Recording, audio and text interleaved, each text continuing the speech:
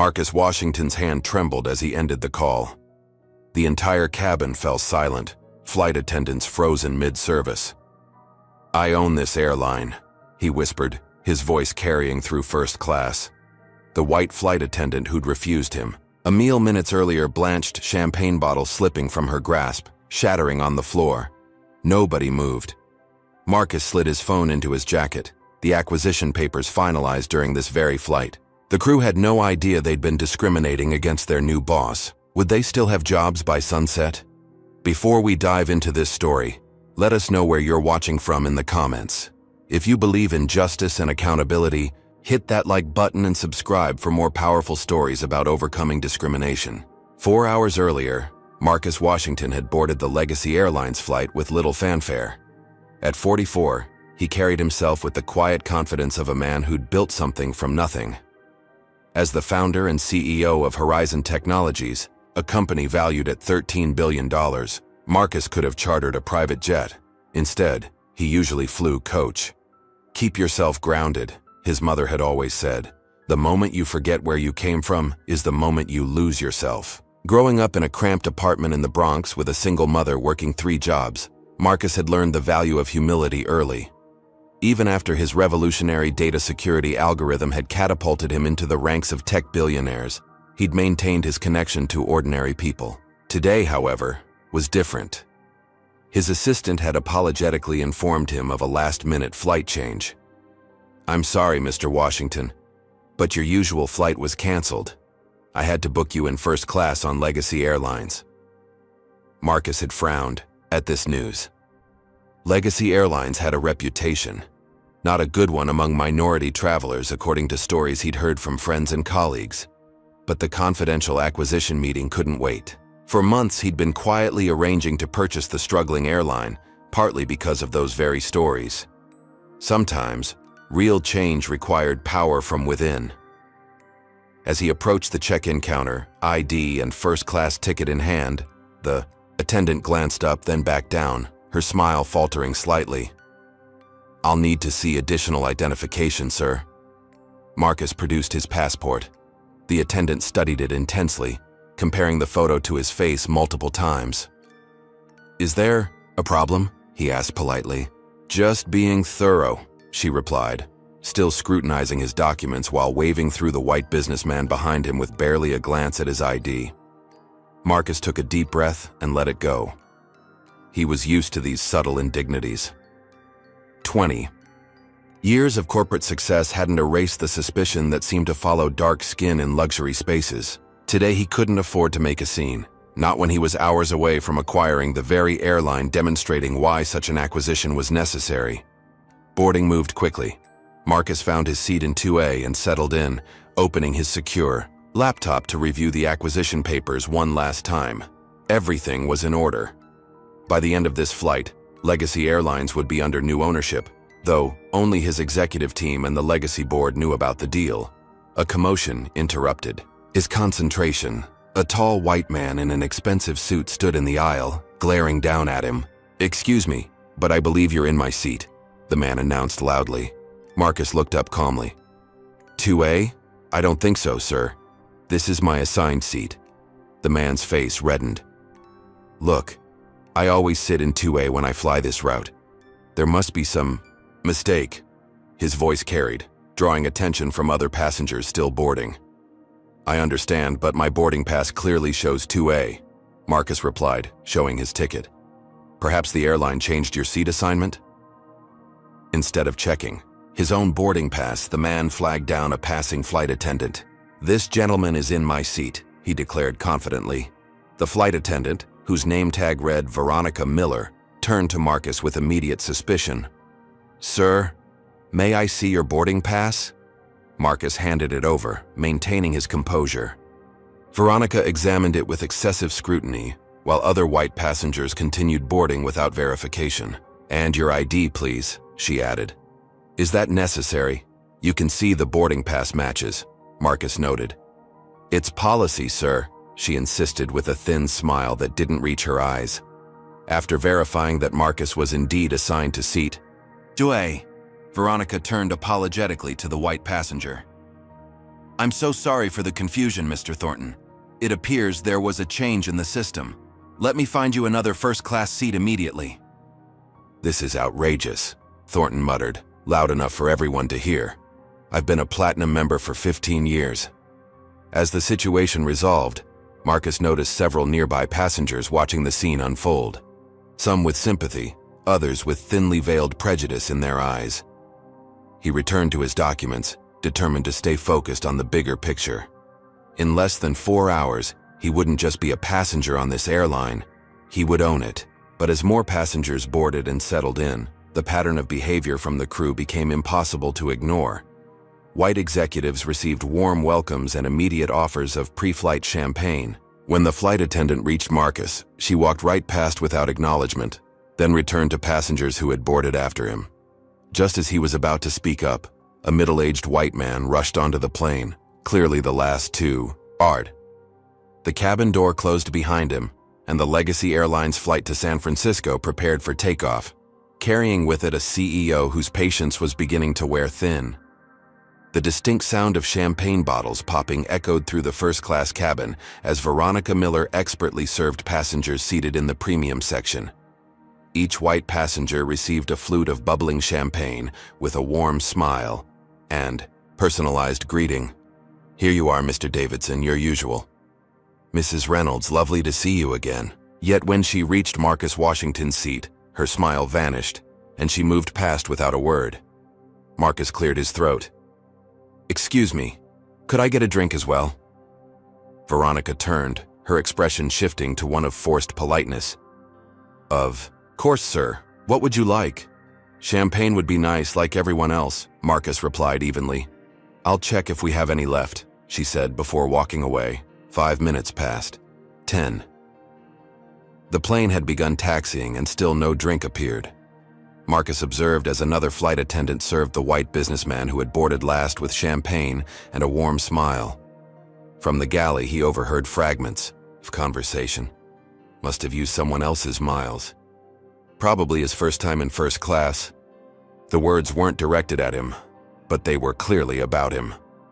The chief purser, a trim man with graying temples whose name tag read Richard Bennett, approached Marcus's seat. "Sir, I understand there was some confusion earlier about your seating assignment?" "There was no confusion on my part," Marcus replied. "Another passenger incorrectly thought my seat was his." Richard's smile didn't reach his eyes. "Well, we like to make sure our first-class experience is comfortable for everyone. If you'd prefer a seat in our business class section, we'd be happy to accommodate that change." Marcus felt his jaw tighten. "I'm quite comfortable here, thank you. Though I haven't received the pre-flight beverage that seems to be standard service. An oversight, I'm sure. We'll fix that right away," Richard said with a condescending tone that suggested it was anything but an oversight. Shortly after takeoff, the meal service began. Veronica moved through the cabin taking orders. "Today we're offering pan-seared salmon with wild rice, or filet mignon with garlic mashed potatoes." When she reached Marcus, her demeanor chilled, noticeably. "What would you like to eat, sir?" "The filet, please, medium rare." Veronica made a show of checking her cart. "I'm sorry, we're out of the filet option." Marcus glanced across the aisle, where a white passenger had just been offered and selected the same meal. "I couldn't help noticing you just served the same option to the gentleman across from me." "That was the last one," she responded curtly. "I see," Marcus said, discreetly activating the recording function on his phone. "So to be clear, you served everyone else before me, and now my choices are limited." "Sir, if you're going to be difficult, perhaps first class isn't the right fit for you," Veronica snapped, her professional veneer cracking. A white businessman seated nearby looked uncomfortable. "I haven't ordered yet," he interjected. "He can have my filet if that's what he wants." "That's not necessary," Marcus said quietly. "I just want to be treated with the same respect as everyone else in this cabin." Richard appeared again, seemingly materializing from thin air. "Is there a problem here?" "Yes," Marcus stated firmly. "I'm being denied meal options that are clearly still available to other passengers." "Sir, our flight attendants have complete discretion over meal service. If Veronica says we're out of filet, Then we're out of filet for you, Richard said, emphasizing the last two words in a way that made their meaning clear. Marcus took a slow breath. I'm the CEO of Horizon Technologies. I fly over 100,000 miles per year. I've never been treated this way on any other airline. A flicker of concern crossed Richard's face, but he quickly recovered. Well, perhaps those other airlines have different standards. At Legacy, we have certain expectations of our premium passengers. The implication hung in the air, ugly and undeniable. As Richard walked away, Marcus noticed an Asian American woman watching the interaction with knowing eyes. She gave him a small nod of solidarity. Do you think Marcus should have confronted the discrimination more directly? Comment number 1 if you believe he should stand his ground, or number 2 if you think he should stay strategic for now. Don't forget to hit that like button if you've ever witnessed or experienced discrimination in customer service. What will Marcus do now that he's being openly disrespected on the very airline he's about to own? Subscribe to find out what happens next in this shocking story of power, prejudice, and ultimate justice.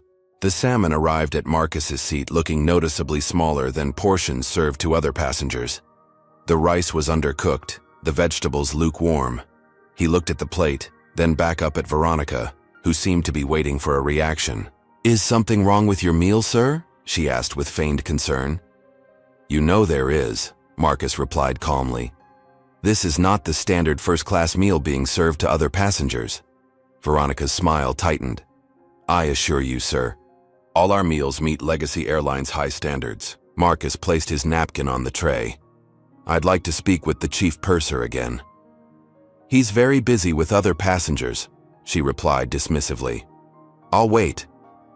10 uncomfortable minutes passed before Richard appeared, his expression a mask of professional concern that didn't reach his eyes. Mr. Washington, I understand you're unhappy with your meal. Unfortunately, we can't cook something different at 37,000 feet, Richard said, loud enough for nearby passengers to hear.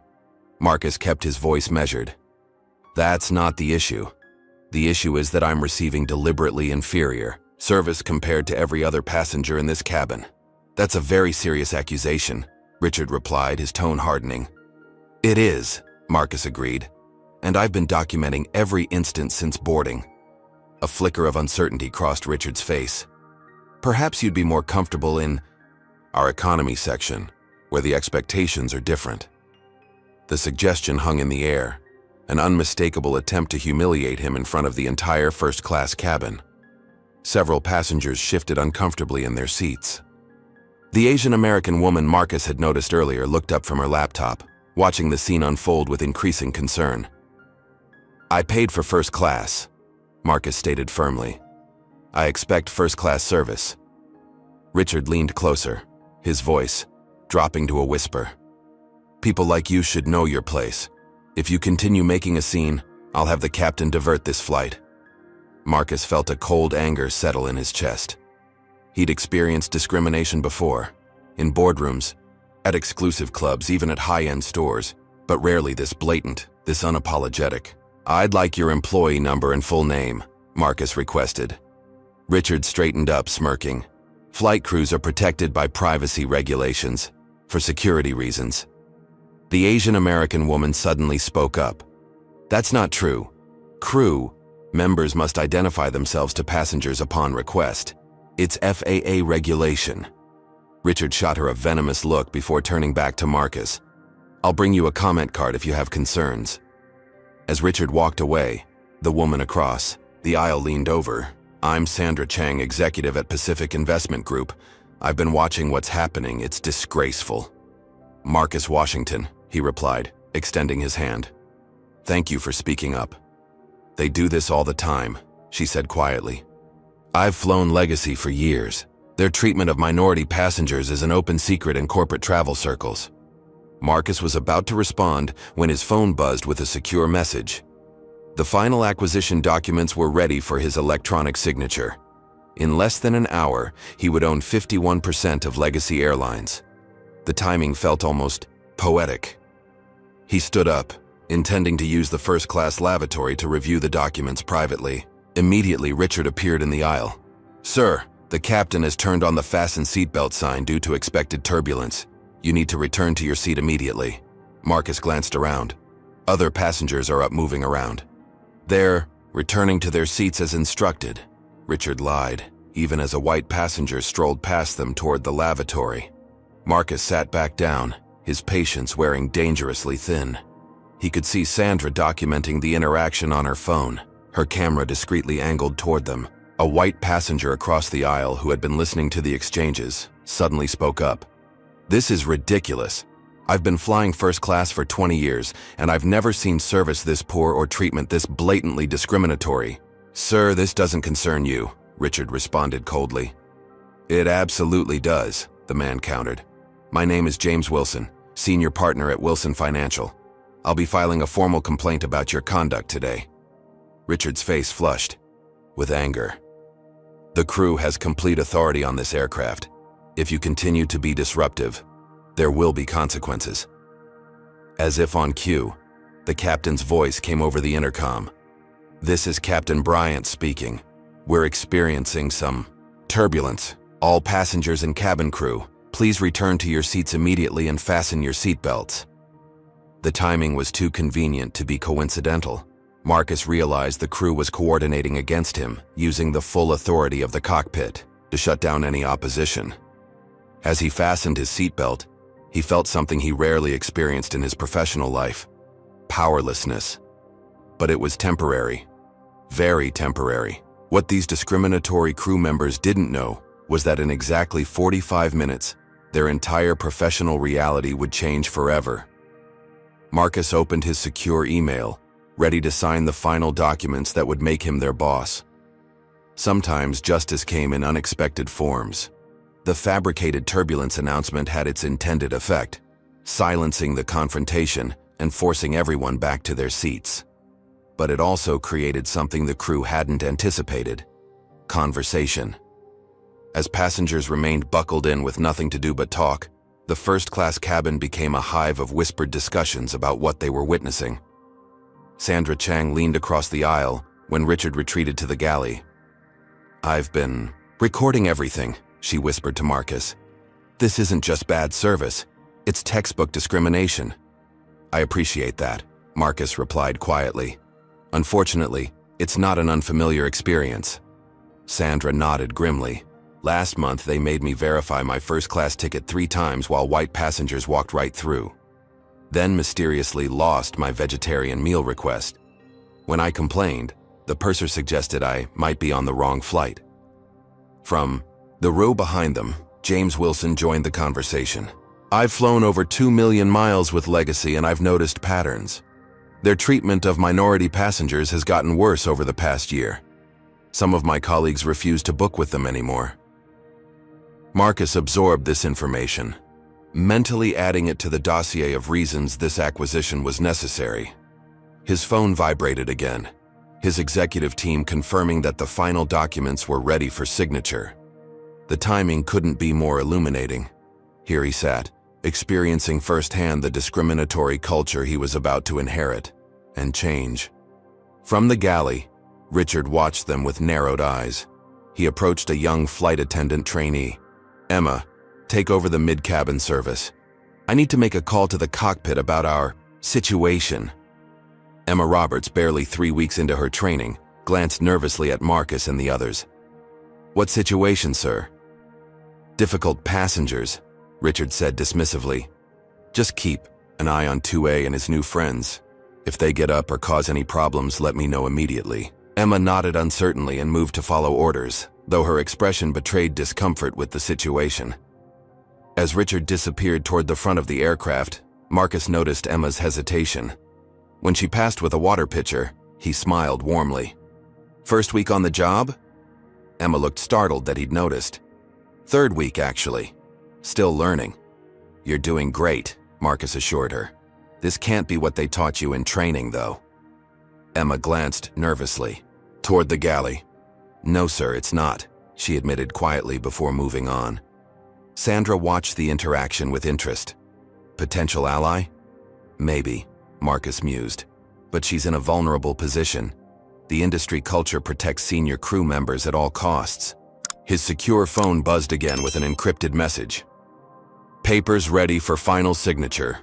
Transaction completes upon landing. Marcus was contemplating his next move when he overheard Richard's voice from the galley, deliberately loud enough to carry. We've got a situation in first class. That passenger in 2A is becoming aggressive and disruptive. Sandra's eyes widened. They're setting you up. That's a code phrase for potential security threat. James leaned forward. They might try to have you removed at landing. I've seen it happen before. Marcus nodded grimly. I need to use the lavatory to handle some urgent business. If I don't return in 5 minutes, we'll know they've escalated, Sandra finished. Go, I'll keep recording. Marcus made his way to the first-class lavatory, only to find a handwritten out-of-order sign taped to the door. Richard appeared beside him almost instantly. I'm afraid you'll need to use the facilities. In the main cabin, he said with poorly concealed satisfaction. The lavatory was working perfectly an hour ago, Marcus observed. Mechanical issues can arise suddenly, Richard replied with a smirk. Safety first. As Marcus made his way through the premium economy section toward the main cabin, he noticed something disturbing. The service pattern changed dramatically the further back he went. Flight attendants who had been cold and formal in first class became outright dismissive with minority passengers in economy. Near the rear lavatory, he encountered a Nigerian passenger named Gabriel Okafor, who recognized him immediately. Mr. Washington, I follow your work at Horizon Technologies. What brings you to economy? Gabriel asked. Apparently, first class isn't as advertised, Marcus replied dryly. Gabriel nodded knowingly. Legacy is notorious among African business travelers.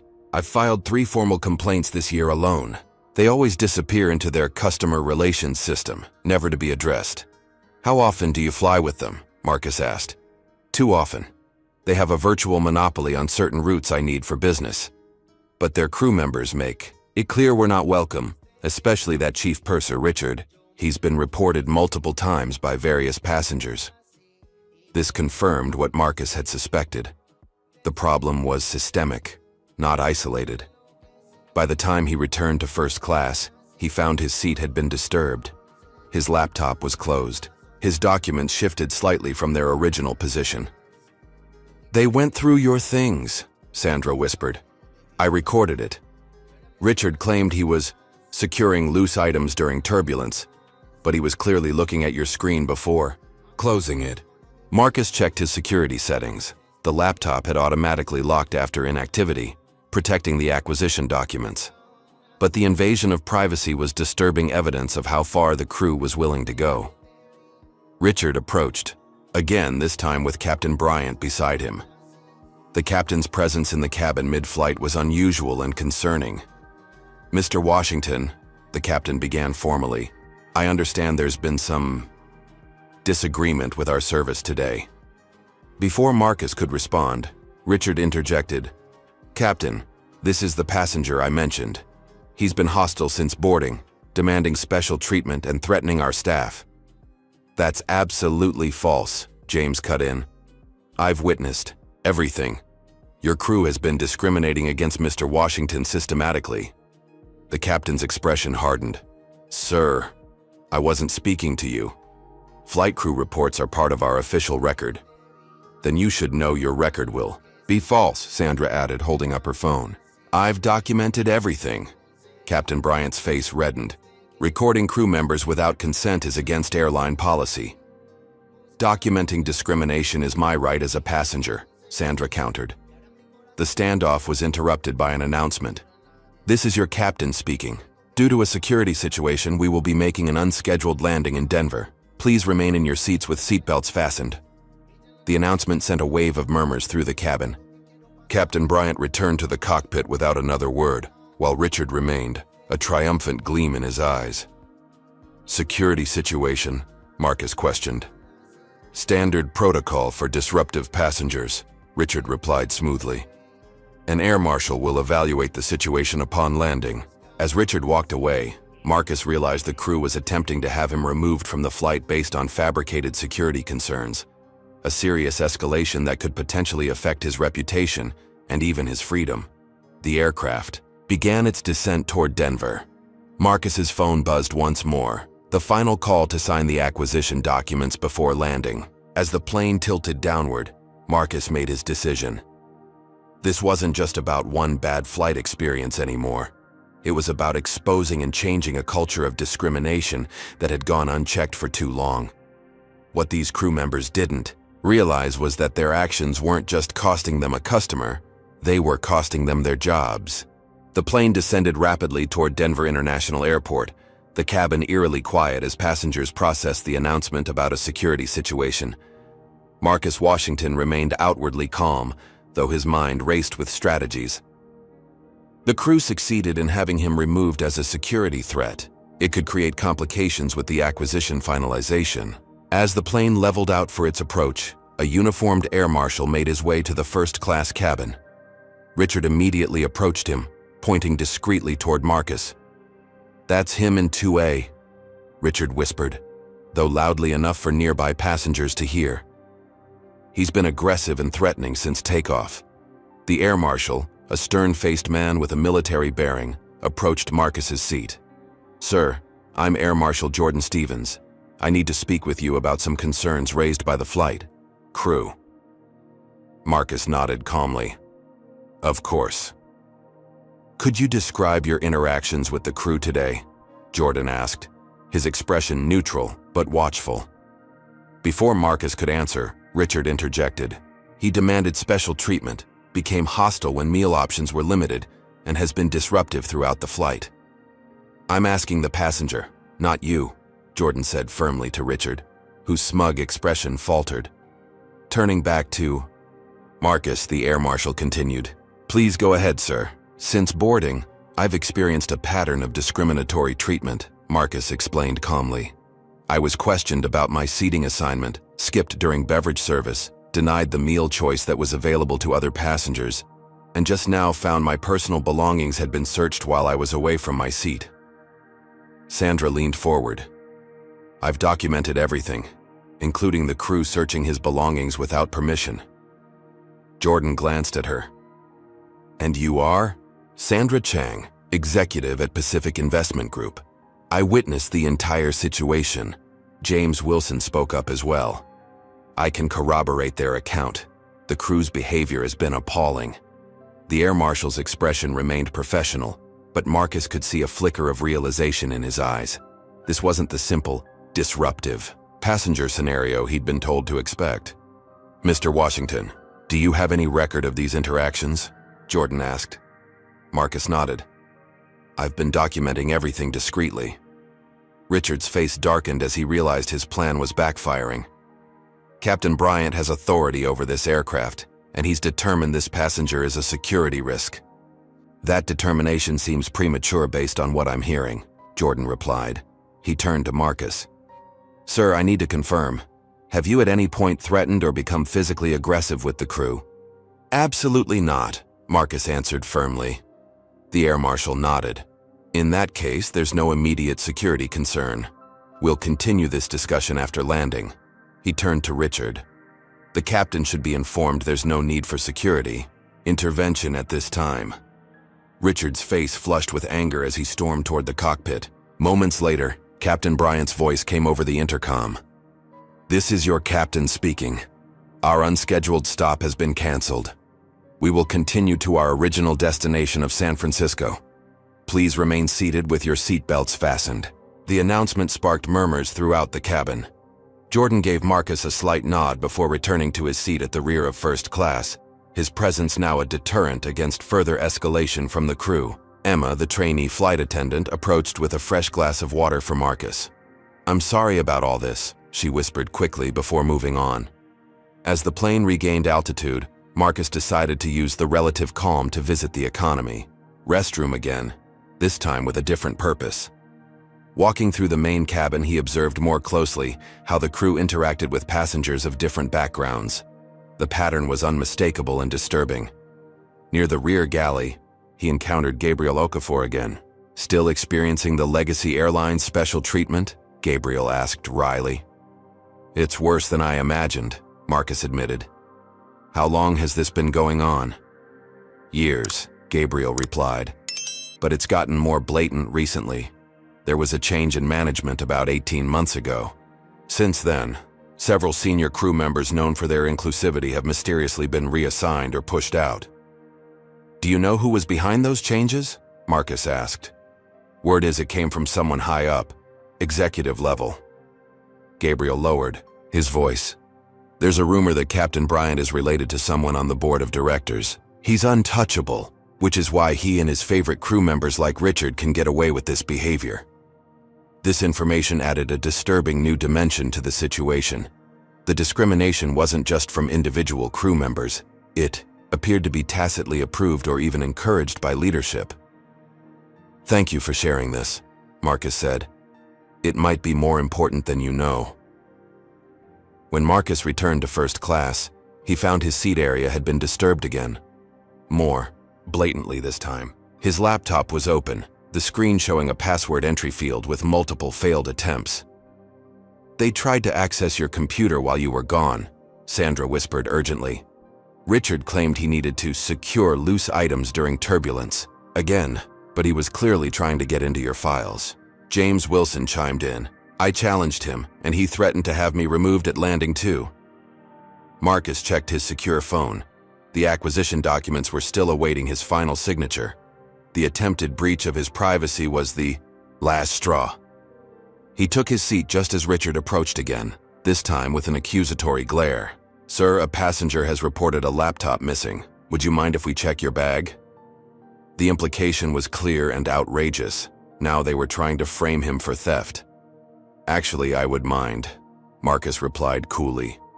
Especially since you've already searched my belongings twice without permission. Richard's eyes widened in feigned innocence. That's a serious accusation. Perhaps you misunderstood routine cabin service. Sandra held up her phone. I have it all recorded. You searched his bag and attempted to access his laptop both times. He left his seat. Richard's facade cracked slightly. Recording crew members is against airline policy. I'll need to confiscate that phone.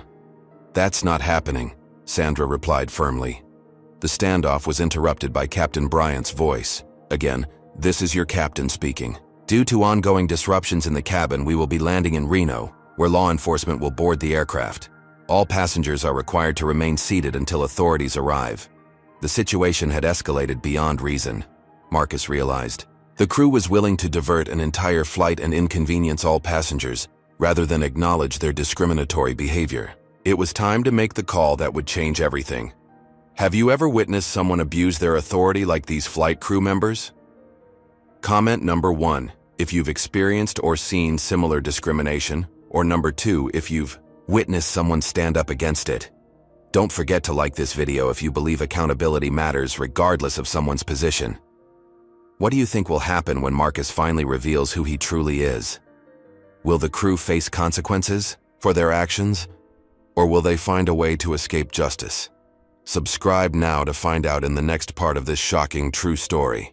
The atmosphere in the cabin grew tense as the aircraft began its unexpected descent toward Reno. Air Marshal Jordan Stevens looked increasingly concerned as he observed the situation unfolding. After a brief radio conversation with someone, he approached Marcus's seat again. Mr. Washington, I need to understand exactly what's happening here, he said quietly. This situation has escalated beyond what seems reasonable for a service complaint. I agree completely, Marcus replied. The crew has systematically discriminated against me since boarding, then escalated to invading my privacy, and now appears to be attempting to frame me for theft. Sandra offered her phone. I have video evidence of everything. Jordan reviewed the footage, his expression darkening. This is concerning, but I'm bound by protocols. When the captain reports a security situation, I have to investigate. He lowered his voice. However, I'm also required to be objective and consider all evidence. Richard appeared beside them, his posture rigid with authority. Marshal Stevens, we'll be landing in 10 minutes. Local police have been notified of a level 2 security situation. On what grounds? Jordan questioned sharply. Threatening behavior, potential theft, and disruption of flight operations, Richard replied smoothly. Captain Bryant has the final authority on this aircraft, and he's determined this passenger poses a risk to flight safety. Jordan's professional mask slipped momentarily, revealing his skepticism. I'll need to speak with the captain before we land. He's busy with landing preparations, Richard countered. The decision has been made. As Richard walked away, Jordan turned to Marcus. Sir, I don't like what I'm seeing here, but my hands are partially tied by protocol. When we land, stay calm and let me handle the initial interaction with local authorities. Marcus nodded appreciatively. Thank you for your fairness. As the plane descended, Captain Bryant made another announcement. Ladies and gentlemen, we will be on the ground in Reno shortly. All passengers are required to remain seated while authorities board to address a security situation. We apologize for any inconvenience.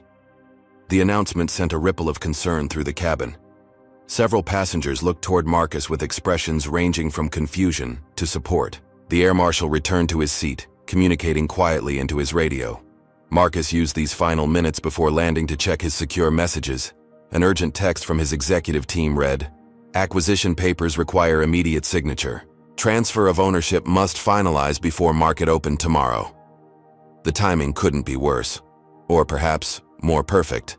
As the plane touched down in Reno, Marcus made a decision.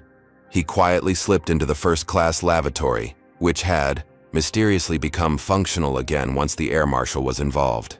Inside, he quickly signed the digital acquisition documents using his secure authentication key, then sent a message to his executive team. Executed. Effective immediately. When he emerged, Richard was waiting with a triumphant expression. Police are boarding now. You'll need to gather your belongings. Marcus smiled calmly. Thank you for your concern. The aircraft door opened, and 2 Reno police officers boarded, followed by what appeared to be airport security. Captain Bryant emerged from the cockpit, his uniform crisp and authoritative as he greeted the officers. Officers, thank you for your prompt response. We have a disruptive passenger who has been threatening my crew and interfering with flight operations. Air Marshal Stevens immediately approached. Officers, I'm Federal Air Marshal Jordan Stevens. I've been monitoring this situation directly, and I have concerns about these claims. One officer, a sergeant based on his insignia, looked between them. What exactly is the alleged offense? Richard stepped forward. This passenger, he pointed at Marcus, has been aggressive, made demands for special treatment, and we suspect he may have taken items belonging to another passenger. That's categorically false, Sandra interjected, standing despite the order to remain seated. I've documented the entire incident. This man has been subjected to blatant discrimination by your crew. James Wilson stood as well. I can corroborate that statement. I've never witnessed such unprofessional conduct in 30 years of flying. Captain Bryant's face hardened. Officers, these individuals are associates of the disruptive passenger. They've been interfering with our crew's duties. Throughout the flight, the police sergeant looked increasingly confused. Sir, he addressed Marcus directly, could you explain your side of this situation? Before Marcus could answer, Richard interrupted.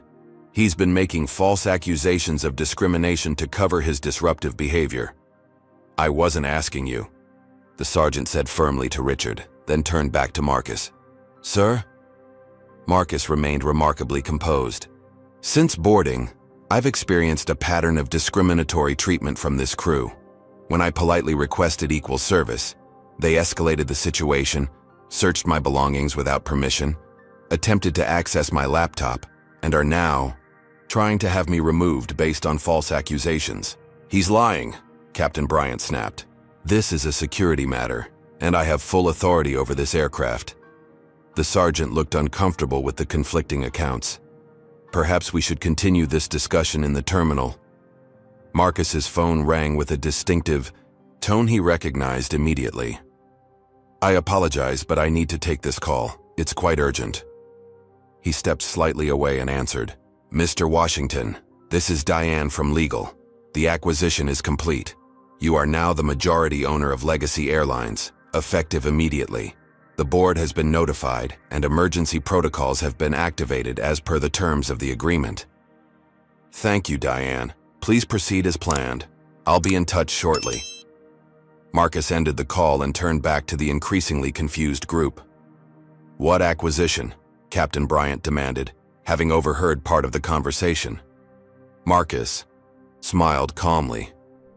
Gentlemen, there's been a significant development that affects this situation. Captain Bryant, could I see you privately for a moment? The captain's face reddened. Absolutely not. Officers, please remove this passenger from my aircraft. It's not your aircraft anymore, Marcus said quietly, yet his voice carried through the hushed cabin. As of 3 minutes ago, I am the majority owner of Legacy Airlines. The silence that followed was absolute. Richard's face drained of color. Captain Bryant stared in disbelief.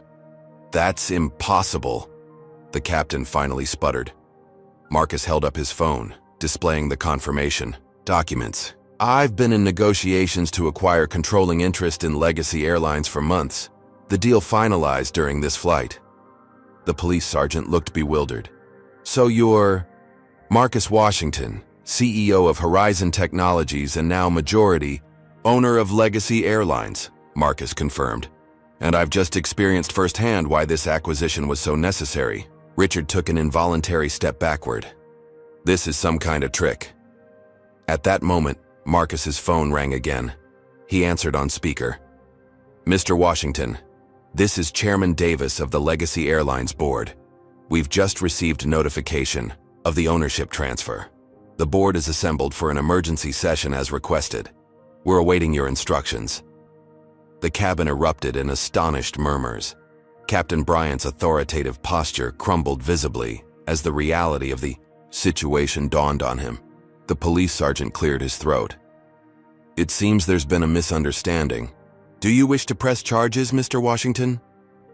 Marcus considered the question carefully. Not at this time, but I do request that this aircraft continue to its intended destination with a different flight crew if possible. That can be arranged, came the voice from his phone. Chairman Davis had been listening. We have standby crew members at Reno who can take over immediately. Thank you, Chairman. Please also inform all relevant authorities that there never was a security situation on this flight. The passengers have been inconvenienced enough. As Marcus ended the call, the expressions on the faces of Richard and Captain Bryant shifted, from shock to fear, as they realized their careers now rested in the hands of the very man they had spent the past several hours discriminating against. The world they had controlled so confidently just moments ago had completely transformed beneath their feet. The next 30 minutes unfolded like a carefully orchestrated symphony. Airport operations managers arrived at the aircraft, followed by Legacy Airlines regional executives who had been hastily summoned. The confusion on their faces turned to shock as they were briefed on the situation. Marcus Washington, the passenger who had been subjected to blatant discrimination, was now their boss. While the replacement crew prepared to take over the flight, Marcus requested use of a private room in the Reno airport. There, he convened an impromptu meeting with Chairman Davis via video conference, with Sandra Chang and James Wilson invited to attend as witnesses. I've been monitoring the acquisition progress for months, Chairman Davis explained to the assembled group. But the timing of your experience today is unfortunate coincidence. I don't believe in coincidences, Chairman, Marcus replied. What I experienced today appears to be systemic, not isolated. I can confirm that, Sandra added. As a frequent flyer with Legacy, I've witnessed similar treatment of minority passengers on multiple occasions. Chairman Davis looked genuinely disturbed. We've had complaints, of course, but nothing that indicated a pattern this severe. Perhaps because those complaints were intercepted, Marcus suggested. I've learned that Captain Bryant may have connections that have protected him and his preferred crew from consequences. The chairman's expression darkened. We'll investigate thoroughly. In the meantime, what would you like to do about today's situation? Marcus considered carefully. The original crew should be suspended pending investigation, but I want this handled through proper channels. No shortcuts. And the continuing flight to San Francisco? I'll be on it, Marcus confirmed. I want to see how the airline operates when the crew doesn't know who's watching. As they prepared to return to the aircraft, Marcus pulled Sandra aside. "Thank you for your support today. You put yourself at risk to stand up for what's right." Sandra smiled. "Justice needs witnesses. Besides, I've experienced enough discrimination in my career to recognize it instantly." The passengers had been updated that the flight would continue to San Francisco with a new crew due to an operational issue. As Marcus returned to his seat, he noticed a new charge on the digital display in the seat back: $3,000 for premium amenities. "I didn't order this," he told the new purser, a professional woman named Heather. She checked the system with concern. "The charge was added manually by Chief Purser Bennett about 20 minutes ago." She looked up with alarm. "I'll remove it immediately, sir." "Please don't," Marcus replied. "I want it documented exactly as is." James Wilson leaned over from his new seat beside Marcus. "They tried to add fraudulent charges to your account. That's criminal." "They're building quite a case against themselves," Marcus agreed quietly. As the flight resumed toward San Francisco, Marcus used the time to review the evidence collected. Sandra's videos, his own recordings, statements from Gabriel and other passengers, the unauthorized access attempts on his laptop, and now fraudulent charges. The pattern was undeniable and disturbing. His secure phone buzzed with updates from his executive team. The news of his acquisition had been contained for now, but would become public when markets opened the next morning. He had approximately 12 hours to prepare his response to what had happened today, not just as a wronged passenger, but as the new owner with power to create real change. The replacement crew operated with professional courtesy that showed exactly how service should be delivered, respectfully and equally to all passengers, regardless of appearance or background. The contrast with his earlier experience couldn't have been more stark. As the plane began its descent into San Francisco, Marcus prepared for what would come next. His original plan had been to quietly restructure the airline's leadership over several months. Today's events had accelerated that timeline dramatically. "What will you do with them?" Sandra asked quietly. "Justice isn't about revenge," Marcus replied thoughtfully. "It's about accountability and change. The airline doesn't need a purge, it needs transformation." The new captain's voice came over the intercom. "Ladies and gentlemen, we're beginning our final approach into San Francisco. On behalf of Legacy Airlines, we sincerely apologize for today's delays and thank you for your patience." As the plane touched down in San Francisco, Marcus made one more call. "Diane, I need the board assembled in person at headquarters in 1 hour. And please contact our PR team. We're going to need them." The plane taxied to the gate, but as passengers prepared to deplane, an unexpected announcement came over the intercom. "Ladies and gentlemen, we apologize for the delay, but we've been instructed that all passengers are to remain seated temporarily. We'll update you momentarily." Marcus looked up in surprise. This wasn't part of his instructions. Through the windows, he could see police vehicles and what appeared to be airline security converging on the jet bridge. Sandra looked concerned. "What's happening?" Before Marcus could respond, his phone rang with Chairman Davis on the line. "Mr. Washington, I should warn you. Captain Bryant made some calls before being suspended. He's claiming you used fraudulent means to acquire the airline and has convinced airport police to detain you for questioning upon arrival." Marcus felt a surge of disbelief. "He's trying to have me arrested?" "It appears so. He has connections with the airport authority through his family.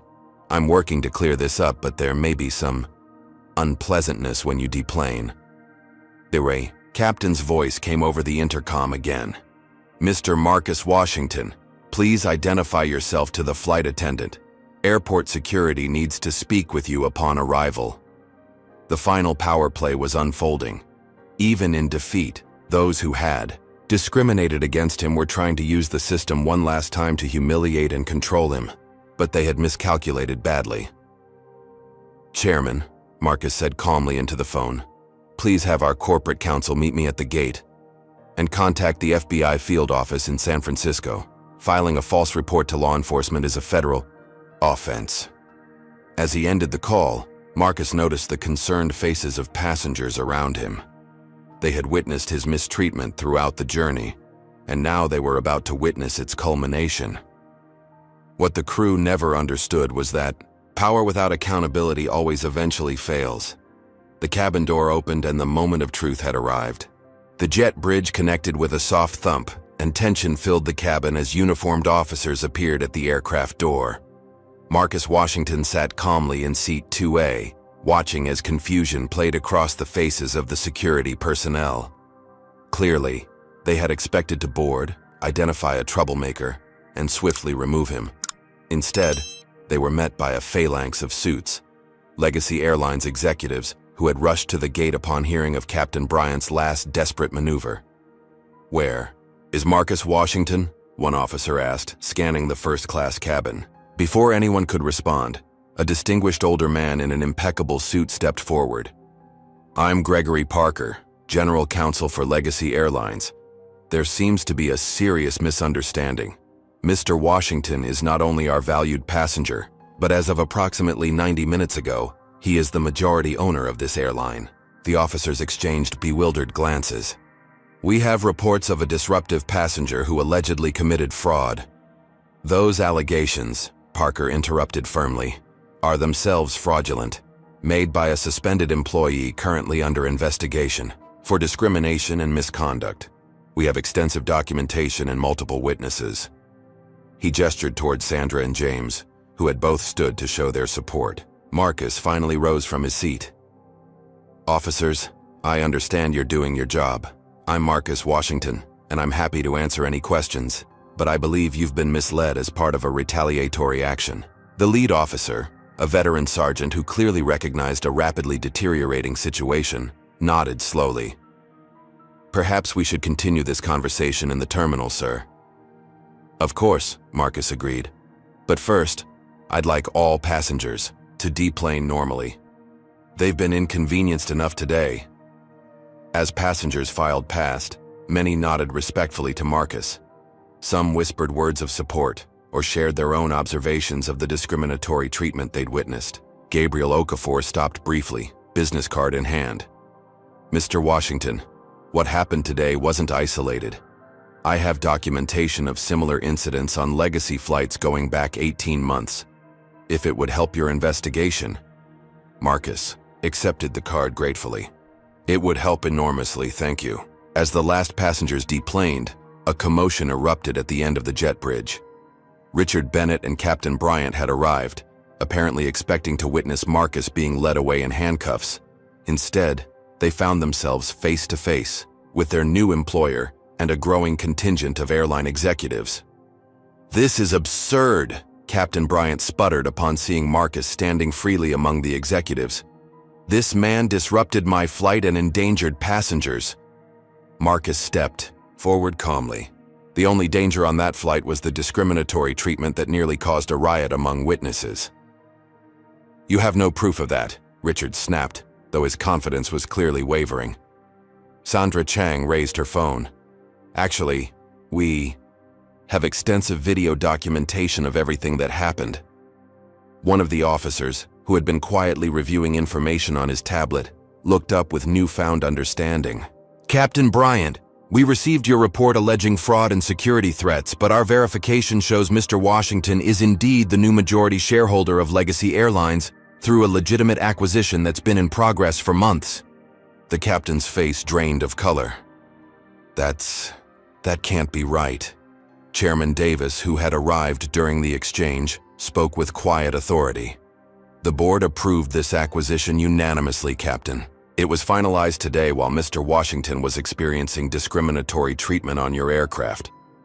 The realization of their situation finally seemed to dawn on Richard and Captain Bryant. The man they had targeted, humiliated, and attempted to have arrested was now effectively their boss. "This is a setup," Richard declared desperately. "He deliberately flew on our aircraft to create this situation." Marcus shook his head. "I booked this flight because my regular one was canceled. I had no intention of revealing my connection to the acquisition until after it was complete. Your actions forced my hand." The airport police sergeant cleared his throat. "Based on what we're seeing, there was no legitimate reason for our response. However," he added, looking pointedly at Captain Bryant, "filing a false police report is a serious offense." "I want to press charges," Marcus stated firmly. surprising everyone. Not for myself, but because using law enforcement as a weapon against passengers of color is dangerous and unacceptable. Captain Bryant's expression shifted from defiance to fear. You can't do this. My family has connections throughout this industry. My brother-in-law sits on the board. Sat on the board, Chairman Davis corrected quietly. His resignation was the first I accepted after learning of today's events. The terminal had grown unusually quiet, with travelers and airport staff watching the confrontation unfold. Camera phones had appeared, capturing the moment when accountability finally caught up with those who had abused their authority. "You're all fired," Richard announced desperately, looking at the executives, standing with Marcus. "Captain Bryant is still in command of flight operations and I—" "You have no authority here," Parker, the general counsel, interrupted calmly. "Both of you were suspended the moment we received reports of today's incidents. That suspension is now a termination, effective immediately." Security officers, airline security, not airport police, approached to escort the former crew members away. Captain Bryant made one last attempt to salvage his position. "The union will fight this. You can't fire us over one passenger's complaints." "It wasn't just one," said a quiet voice. Emma Roberts, the trainee flight attendant, stepped forward from where she had been waiting silently. "I've documented every discriminatory incident I've witnessed during my training. There are dozens, sir, all reported, all ignored." As Richard and Captain Bryant were led away, Marcus turned to Emma with newfound respect. "That took courage." She shook her head. "It shouldn't have to. I became a flight attendant to help people, not to participate in discrimination." The confrontation had attracted a small crowd of onlookers, some filming with their phones. What had begun as a private incident was rapidly becoming public, with potential ramifications throughout the industry. Chairman Davis pulled Marcus aside. "The board is assembled and waiting. How would you like to proceed?" Marcus looked around at the gathered witnesses, passengers who had experienced or observed discrimination, crew members brave enough to speak out, executives now facing a reckoning for the culture they had allowed to flourish. "This ends today," he said with quiet determination. "Not just for these crew members, but for the entire culture that protected them." As they prepared to depart for the emergency board meeting, Marcus noticed the airport police sergeant approaching one last time. "Mr. Washington, we'll need formal statements regarding the false report." "You'll have them," Marcus assured him, "along with all evidence we've gathered today." The sergeant nodded, then hesitated. "For what it's worth, sir, what happened to you today happens more often than people realize, usually without the same ending." "I know," Marcus replied soberly. "That's exactly why things need to change." As they walked through the terminal toward the waiting cars, Sandra fell into step beside Marcus. "You've experienced the worst of this airline today. Are you sure you still want to own it?" Marcus smiled grimly. "More than ever. Sometimes to fix a broken system, you need to own it first."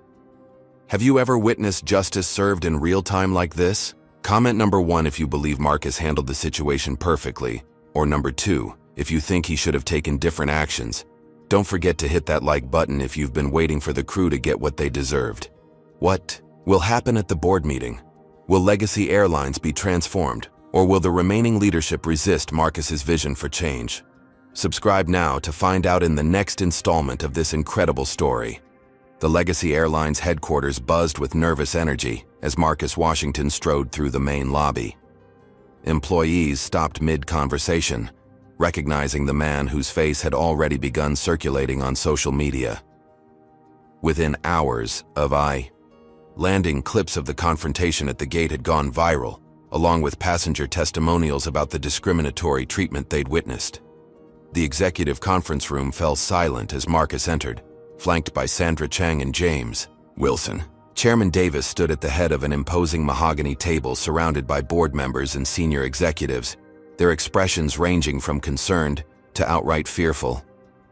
"Ladies and gentlemen," Chairman Davis began, "most of you are aware of today's events.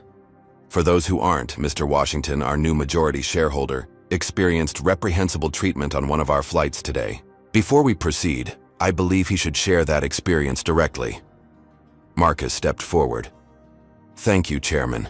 I didn't plan to introduce myself to this company under these circumstances. My intention was to quietly acquire control and implement changes gradually. Today's events have made that impossible. He recounted the discrimination he'd experienced, from boarding to the false police report, in calm, measured tones that made the narrative all the more damning. When he finished, the room remained uncomfortably silent. This can't possibly be representative of our airline, protested a silver-haired executive. Captain Bryant has been with us for 25 years. This must be a misunderstanding.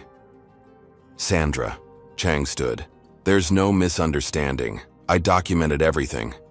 She placed her phone on the table.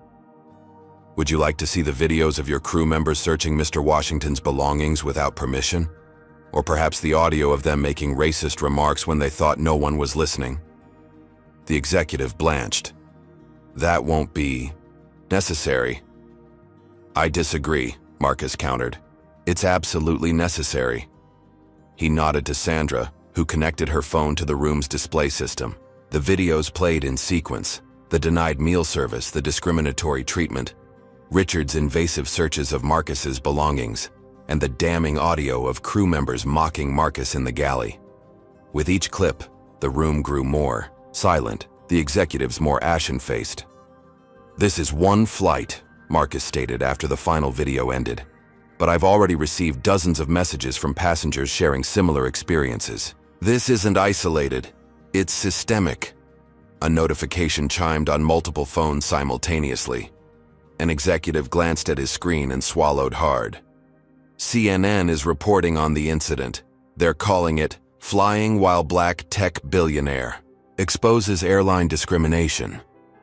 Another board member checked her phone. Our stock is dropping in after-hours trading. This could be catastrophic for the quarter. Your concerns about quarterly earnings are noted, Marcus replied dryly. But perhaps we should focus on the human cost of the discriminatory culture that's been allowed to flourish here. The doors burst open as a flustered man in an ill-fitting suit rushed in. I demand to be included in this meeting. I'm Union Representative Douglas Miller, and you cannot terminate flight crew without proper procedure. Chairman Davis looked annoyed. Mr. Miller, this is a closed board meeting. It's all right, Marcus interrupted. He should hear this too. He turned to the union representative. Mr. Miller, are you aware that Captain Bryant and Chief Purser Bennett attempted to have me arrested based on false allegations after discriminating against me throughout the flight? Miller faltered slightly. I've heard certain allegations, but crew members have rights to due process. As do passengers, Marcus countered. Tell me, how many discrimination complaints has your union received about legacy flight crews in the past year? The union rep shifted uncomfortably. That information is confidential. 217, Marcus stated flatly. I had my team pull the public records during my drive here. 217 formal complaints, systematically buried between your union's protection and the airline's indifference. Miller's face reddened.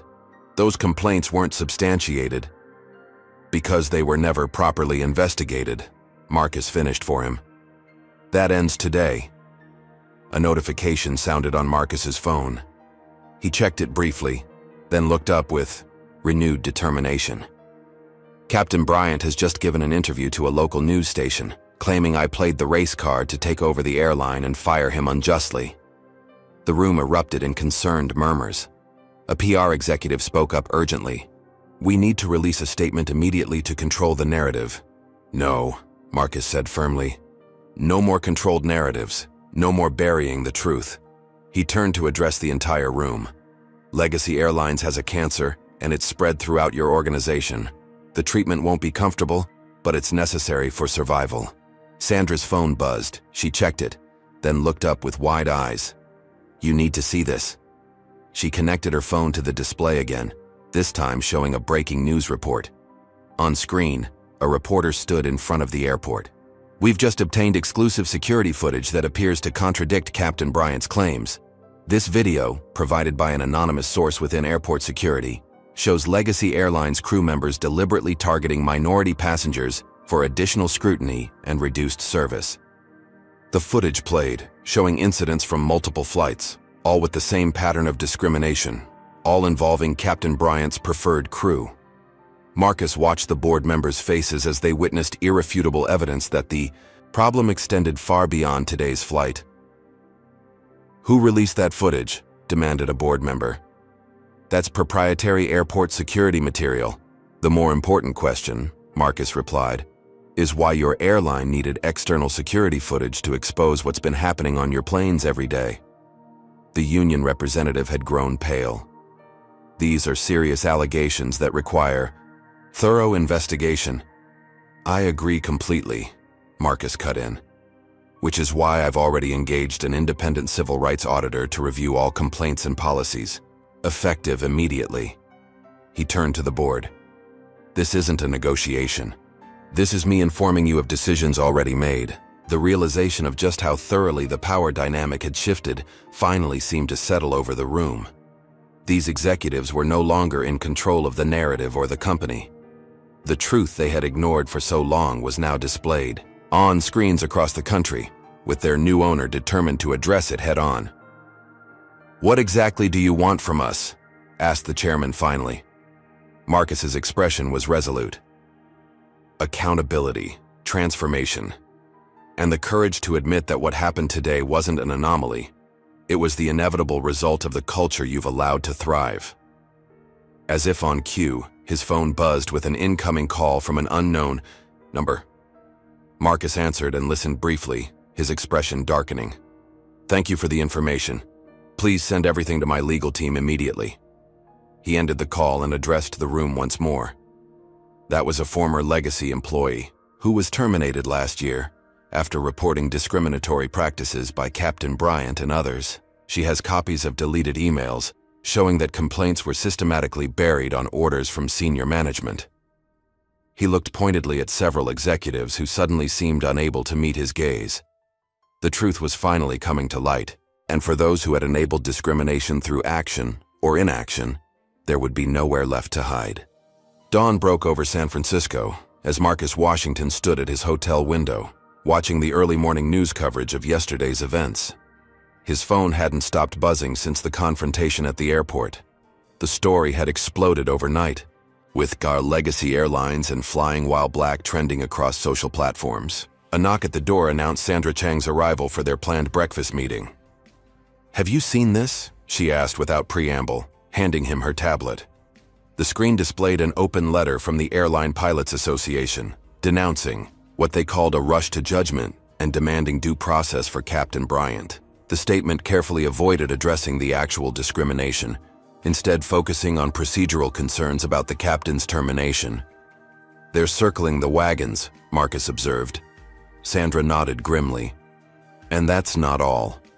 3 board members have called emergency meetings with major shareholders, trying to challenge your acquisition on technical grounds. This wasn't unexpected. Systems of privilege rarely surrendered without a fight. Marcus had anticipated resistance, though perhaps not quite so quickly or coordinated. His phone rang, Chairman Davis calling with news. "Mr. Washington, Captain Bryant's brother-in-law has filed for an emergency injunction claiming the acquisition violates certain covenants in the company charter. It's baseless, but it could tie things up in court." "Let them try," Marcus replied calmly. "Meanwhile, proceed with the independent investigation as planned." As they prepared to leave for the follow-up board meeting, Marcus's security detail reported a concerning development. A small but vocal protest had formed outside Legacy headquarters, with participants holding signs reading, "Stop the hostile takeover" and "Save our airline." "Interesting timing," Sandra remarked. Almost as if it was organized overnight by someone with a vested interest in maintaining the status quo. When they arrived at headquarters, they found the executive floor in chaos. Media requests had overwhelmed the PR department, employee forums were flooded with questions, and customer service lines were jammed with passengers either canceling future bookings or calling to report their own experiences of discrimination.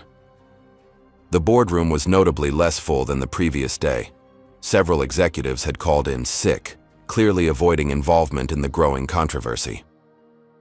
Chairman Davis looked haggard as he called the meeting to order. We face significant challenges today. The pilots' union is threatening a sympathy strike if Captain Bryant isn't reinstated pending proper investigation. 4 major shareholders have expressed concerns about the acquisition process, and our stock has dropped 12% since markets opened. Marcus listened calmly, noting which executives seemed concerned about justice and which were only worried about stock prices.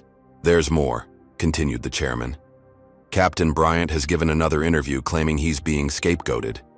He's suggesting that if there was any discrimination, it came from policies set by management, not from crew members following protocol." "He's not entirely wrong," Marcus observed, surprising everyone. "Individual discriminatory actions flourish in environments that enable them. The crew bears responsibility for their behavior, but so does every person in this room who ignored complaints or prioritized profits over dignity." A senior operations executive named Lawrence Phillips spoke up defensively. "With all due respect, Mr. Washington, you've been part of this company for less than 24 hours. Some of us have dedicated decades to legacy airlines. The implication that we've fostered discrimination is deeply offensive. More offensive than the actual discrimination experienced by your passengers?" Sandra countered. Phillips bristled. "Isolated incidents. 217 formal complaints in 12 months isn't isolated," Marcus interrupted, "and those are just the passengers who took the time to document their experiences." The tension in the room was palpable. When Marcus's phone buzzed with an urgent message, his expression darkened as he read it. "It seems Captain Bryant's connections run deeper than we thought," he announced. "My security team just informed me that personal information about my family has been posted online, along with our home address and threatening messages." Gasps echoed around the table. Even Lawrence Phillips looked genuinely disturbed. "That's unacceptable regardless of the circumstances." "Yes, it is," Marcus agreed. "Just as unacceptable as using airport police to try to have me arrested. Just as unacceptable as denying service based on skin color. Just as unacceptable as every indignity, large and small, that passengers have endured on your airline." The parallelism wasn't lost on anyone in the room.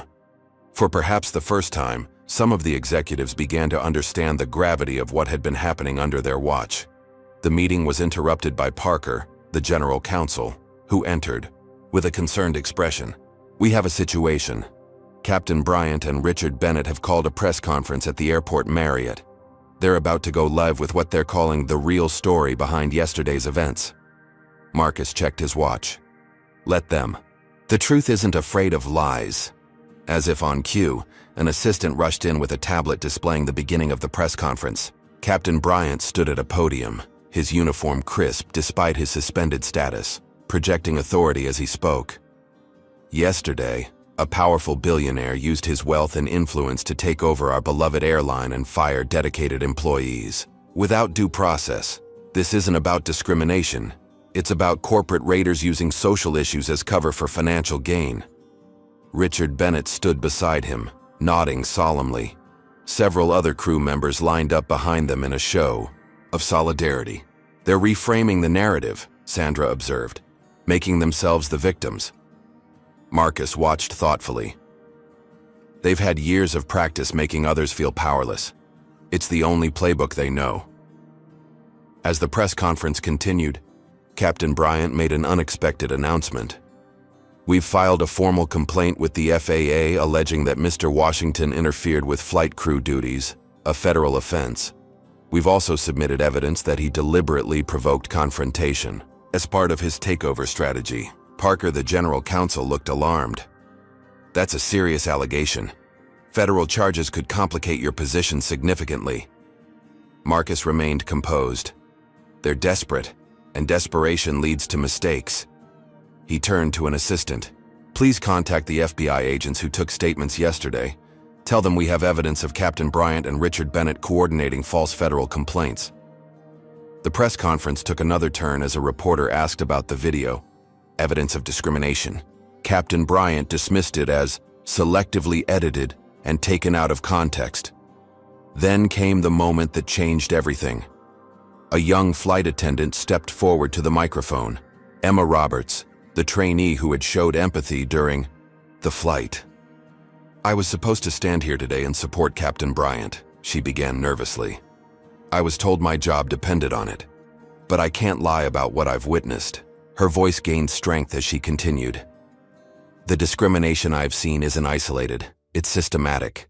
It's taught to new crew members as unwritten policy. And when I've reported it, my concerns were dismissed or I was reassigned to different crews. The camera caught Captain Bryant's expression of shock and betrayal as Emma continued revealing the inner workings of the discriminatory culture. Richard tried to pull her away from the microphone, but she stood her ground.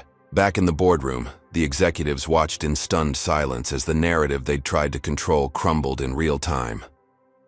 That, Marcus said quietly, is what courage looks like. His phone buzzed with a message from his investigative team.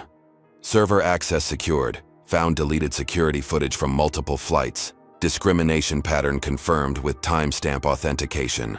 Marcus looked up at the executives, some now visibly sweating. It seems your computer system had quite a lot of deleted evidence that wasn't quite as deleted as someone hoped. The system that had protected discrimination for so long was beginning to crumble, but the fight was far from over. The boardroom had transformed into a command center as Marcus Washington orchestrated the most significant corporate culture change in Legacy Airlines' history. Screens displayed real-time social media trends, customer feedback, and internal communication metrics. The chaos of the morning had given way to focused determination. The independent auditors need complete access to all complaint records, Marcus instructed the compliance team. Any attempt to obstruct their investigation will result in immediate termination. The severity of the situation had finally penetrated even the most resistant executives. With Emma Roberts' courageous testimony at the press conference followed by the recovery of deleted security footage, denial was no longer a viable strategy. Chairman Davis approached with a tablet displaying a new message. Captain Bryant and Richard Bennett are requesting a private meeting. They say they have information crucial to the company's future. Marcus considered this. They're looking for a settlement. Bring them in, but record everything. 30 minutes later, Captain Bryant and Richard entered the boardroom, noticeably less confident than during their press conference. Their attorney, a sharp-suited woman with a permanent frown, accompanied them. "Mr. Washington," began the attorney, "my clients recognize that yesterday's events have created certain misunderstandings.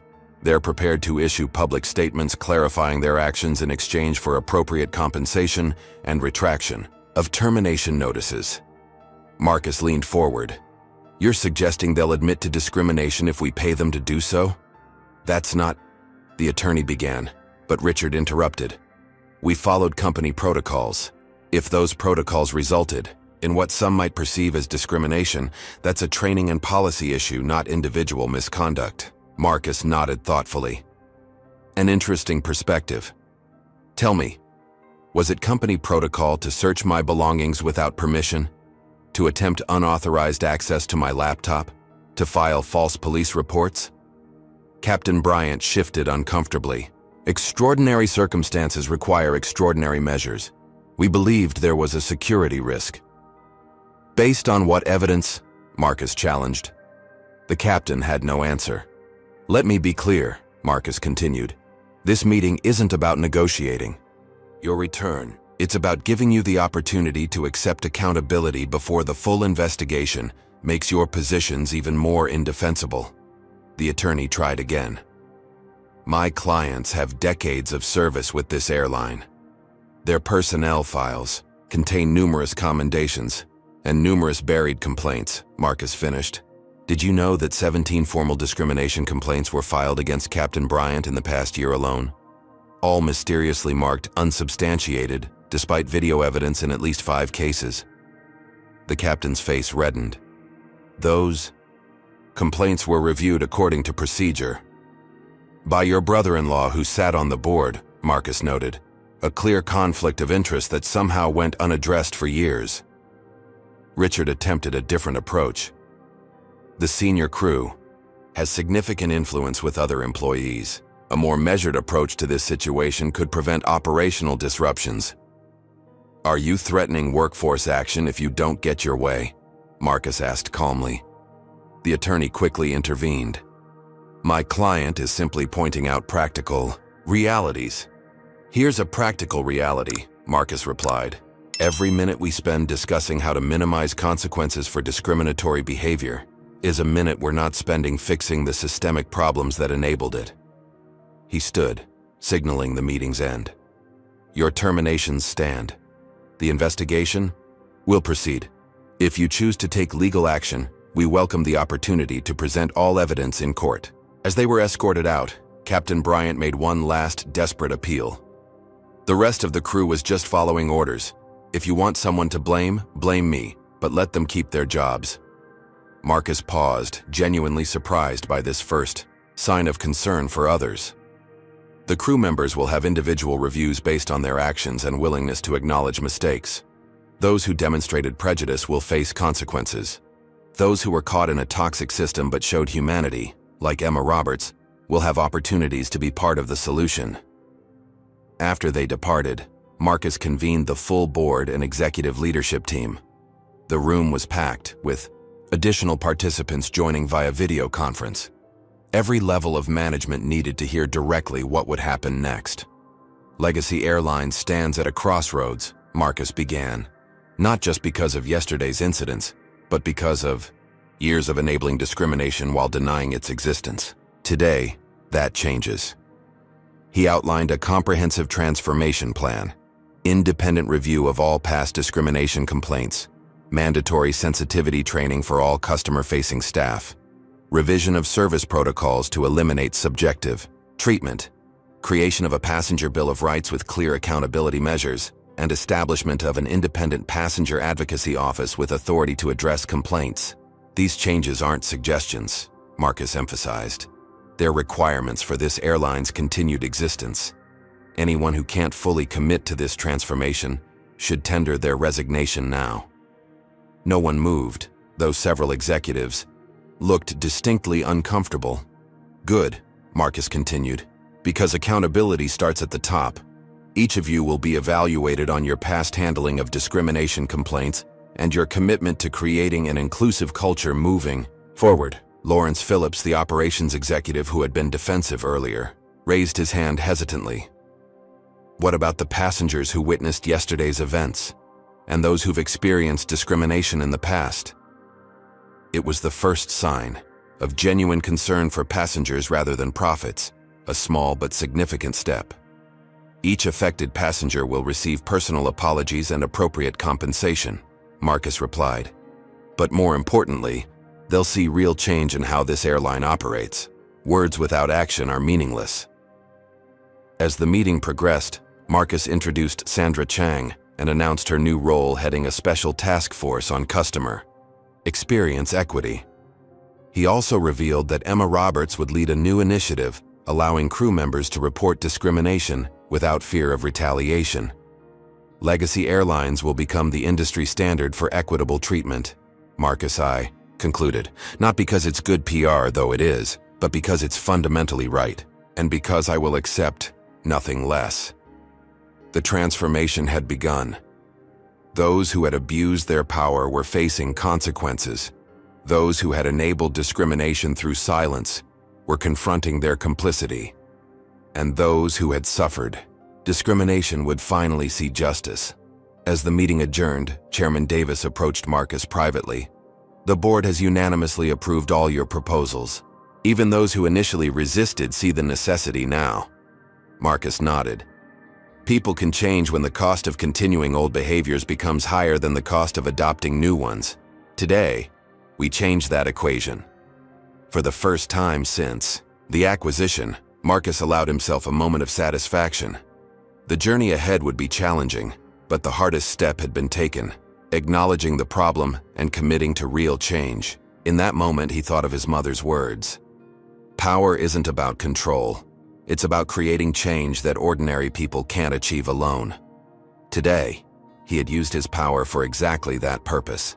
6 months later, Marcus Washington stood in the newly redesigned Terminal 3 at San Francisco International Airport, watching passengers board a Legacy Airlines flight, or rather, Equitable Air, as the company had been renamed during its comprehensive Rebirth.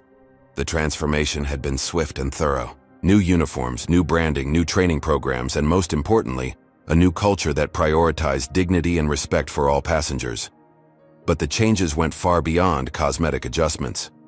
Our customer satisfaction ratings have increased. 63%, reported Sandra Chang, now permanently installed as Chief Experience Officer. And our market share has actually grown despite industry analysts predicting we'd lose business. Marcus nodded, observing the diverse crew welcoming passengers with genuine warmth. How are the former legacy employees adapting? Better than expected, Sandra replied. Once the toxic leadership was removed, many embraced the opportunity to work in an environment where doing the right thing is rewarded rather than punished. They walked together through the terminal, where digital displays showcased the airline's new passenger bill of rights and transparent complaint resolution process. One screen showed real-time statistics, complaints filed, resolution timelines, satisfaction with outcomes, all publicly available. Transparency creates accountability, Marcus noted with approval. Emma Roberts approached, now wearing the uniform of a senior trainer. Mr. Washington, our new crew members have completed the Enhanced Cultural Awareness Program. The first class graduated today. Excellent, Marcus replied. And the mentorship program for minority employees? We've paired 37 junior staff with senior mentors, Emma reported proudly. The retention rate for minority employees has improved by 41% already. These changes hadn't come without resistance. The airline industry's old guard had initially predicted failure for such a politically correct approach to business. Captain Bryant and Richard Bennett had indeed filed wrongful termination lawsuits, claiming they were scapegoats for systemic problems. Their cases had collapsed spectacularly when the evidence became public, not just the videos from Marcus's flight, but dozens of previously buried complaints with similar patterns of discriminatory behavior. The former executives who had protected them faced their own reckonings. Several resigned in disgrace, others were removed by shareholders, and a few faced legal consequences for destroying evidence of discrimination. The federal investigation into the false police report is concluding next week, Sandra informed Marcus. Bryant and Bennett are expected to accept plea deals rather than risk trial. Justice had taken many forms in the aftermath of that fateful flight. For some, it meant legal consequences. For others, it meant the humbling experience of confronting their own complicity. But for the thousands of passengers who had previously experienced discrimination without recourse, justice meant something more profound. The knowledge that their experiences were finally validated and that real change had occurred. Gabriel Okafor approached with a warm smile, now serving on the airline's passenger advocacy board. The quarterly audit results are in, he reported. Customer satisfaction scores for minority passengers now match those of white passengers. The first time any major airline has achieved equity in treatment. This was perhaps the most meaningful measure of success. Equitable Air wasn't just talking about equal treatment, it was delivering it, measurably and consistently. Marcus checked his watch. Is everything ready for the announcement? Sandra nodded. The press is assembled in the conference room. All major networks and travel industry publications are represented. Today marked the official unveiling of Equitable Air's revolutionary new service model, one that would eventually transform the entire industry. The core innovation was simple yet profound: standardized service protocols that eliminated subjective treatment while still allowing for personalization based on stated preferences, rather than assumptions. As Marcus prepared to address the media, he reflected on the journey that had brought him here. 6 months ago, he had been denied a meal on a flight because of his race. Today, he was redefining what air travel could be for millions of passengers. The press conference went smoothly, with industry analysts asking penetrating questions about implementation costs and training requirements. Marcus addressed each query with the confidence of someone whose vision had already been validated by results. Some called these changes idealistically impractical, a reporter noted. Yet your quarterly earnings show a 28% increase. How do you explain this counterintuitive outcome? Marcus smiled. It's only counterintuitive if you believe treating people with dignity is bad business. We've found the opposite to be true. Passengers choose airlines they trust, Employees perform better in environments where they're respected, and shareholders benefit from the resulting growth. After the formal announcement, Marcus took a moment alone by the windows, overlooking the tarmac. A sleek, equitable airplane taxied toward the runway, its new livery gleaming in the afternoon sun, a visual symbol of the transformation that had occurred. His phone buzzed with a notification, the final judgment in the class action lawsuit, filed by passengers who had experienced discrimination on Legacy Airlines, had been announced. The court had approved the settlement, which included not just financial compensation, but required ongoing compliance with the new service standards Marcus had implemented. As he watched the plane accelerate down the runway and lift gracefully into the sky, Marcus thought about his next flight. Unlike most CEOs, he still flew commercially, often in economy class. But now he did so on his own airline, experiencing firsthand the service model he had created, one where every passenger, regardless of appearance or background, received the same level of respect and care. The flight that had begun with discrimination had ultimately landed in transformation. Legacy's legacy of prejudice had been replaced by Equitable's promise of fairness. And for Marcus Washington, the journey had come full circle, from being powerless in the face of injustice to using his power to ensure such injustice could not persist. As he turned to leave, an airline employee approached respectfully. "Your flight to Chicago is boarding in 30 minutes, Mr. Washington. Would you like to head to the gate?" "Thank you," Marcus replied with a smile. "Economy section, right?" "Yes, sir, just as you requested." Some habits were worth keeping after all. The best way to ensure Equitable Air maintained its commitment to all passengers was to regularly experience the service as an ordinary customer. Power used wisely meant remembering where you came from and ensuring others were treated with the dignity everyone deserved. Marcus Washington headed toward his gate, not as a CEO but as a passenger, one among many in a transformed system that now worked as it always should have. The true victory wasn't in firing a discriminatory crew. It was in creating a world where such discrimination could no longer thrive. Marcus Washington's journey reveals powerful truths about discrimination and accountability in today's world.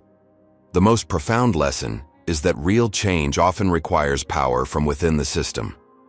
While speaking up against injustice is essential, transformation sometimes demands the authority to implement structural changes. The story also highlights how discrimination thrives when protected by those with authority. Captain Bryant and Richard's behavior persisted because the system shielded them through family connections, buried complaints, and a culture of silence. This protection created the illusion that discriminatory actions had no consequences. Another critical lesson is the difference between performative statements and meaningful action. Legacy Airlines had likely issued numerous statements about valuing diversity, yet allowed discriminatory practices to continue. When Marcus took control, he implemented concrete changes, transparent complaint processes, accountability measures, and consequences for discriminatory behavior. The power of documentation proved crucial. Sandra's videos, passenger testimonials, and Emma's insider knowledge created undeniable evidence that couldn't be dismissed as isolated incidents or misunderstandings. In fighting discrimination, documented proof often makes the difference between being ignored and creating accountability. Perhaps most importantly, the story demonstrates that ethical business practices and financial success aren't mutually exclusive. By creating an airline that treated all passengers with dignity, Marcus didn't just correct an injustice, he built a more successful company. Justice and prosperity can go hand in hand when organizations recognize that treating people with dignity is good business. The ultimate lesson is that power, when wielded ethically, can transform broken systems rather than merely punish individuals. Marcus could have simply fired the discriminatory crew and continued business as usual, but he recognized that sustainable change required addressing the root causes that allowed discrimination to flourish in the first place. What would you have done in Marcus's position? Would you have revealed your ownership immediately during the flight, or waited until landing as he did? Comment below with what action you would have taken if faced with such blatant discrimination. If you've ever experienced or witnessed discrimination in customer service, share your story. Your voice matters and could help others facing similar situations. Has someone ever underestimated you based on your appearance only to be surprised when they discovered who you really were? Don't forget to hit that like button if you believe in accountability, and share this video with someone who needs to hear this powerful message about standing up against injustice. Subscribe to our channel for more inspiring stories about triumph over discrimination and the power of taking a stand. Thank you for watching, and remember, true change happens when people with power choose to use it responsibly. May we all find ways to create more equitable spaces in our own spheres of influence.